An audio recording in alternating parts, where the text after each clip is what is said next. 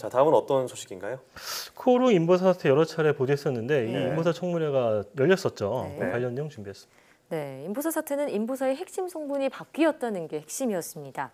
원래는 연골세포였어야 하는데 이게 연골세포가 아니라 종양을 일으킬 수도 있는 신장세포였다. 이게 바로 핵심이었죠. 그랬었죠. 핵심 내용을 잘 짚어줬는데요. 네.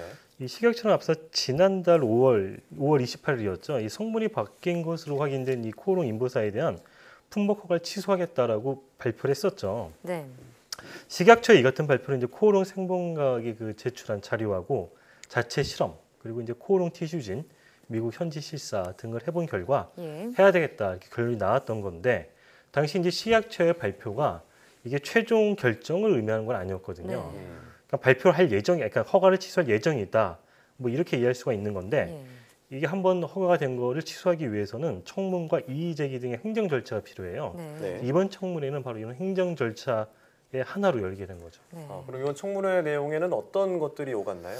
그러니까 이번 청문회에서는 뭐 당연히 식약처하고 코오롱 생명과학 관계자 그리고 그다음에 관련 과학자, 뭐 학계 전문가 등이 참석을 했었는데 그러니까 이게 뭐 이걸 취소를 해야 되냐 마냐 이걸 결정하는 청문회인 거죠. 한 예. 1시간 반 정도 비공개로 진행이 됐어요.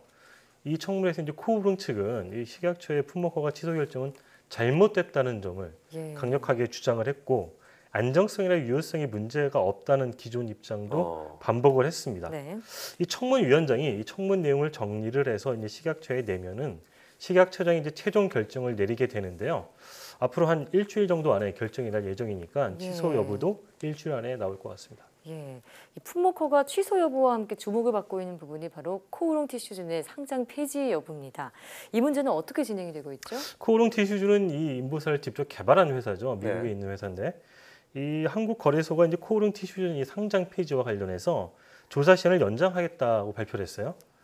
이 코오롱 티슈즈의 실질 심사 대상 여부 결정을 위한 추가 조사가 필요하다. 예. 뭐 이런 이유 때문인 건데요. 거래소는 다음 달 10일까지 코오롱 티슈준의 실질 심사 여부를 결정할 예정이고 만약 네. 실질 심사 대상으로 이게 확정이 된다면은 코오롱 티슈진이 이제 관리 종목이 될 수가 있고요. 그렇게 되면 그 이후에 상장 폐지의 절차로 갈 수가 있는 거죠. 네. 네. 지금 거래소가 이걸 약간 좀 미뤘던 거는 사실은 이 청문 결과를 기다리는 측면도 있거든요. 그래서 어떤 이 인보사 허가 취소나 코오롱 티슈의 상폐 여부는 결국 그 식약처가 어떤 결정을 내릴지에 따라서 크게 좌우될 것으로 보입니다. 예, 말씀하신 대로 뭐 식약처의 청문 결과 발표가 한국거래소 결정과 연결될 것 같은데 앞으로 네. 좀 지켜봐야겠습니다. 오늘 말씀 고맙습니다.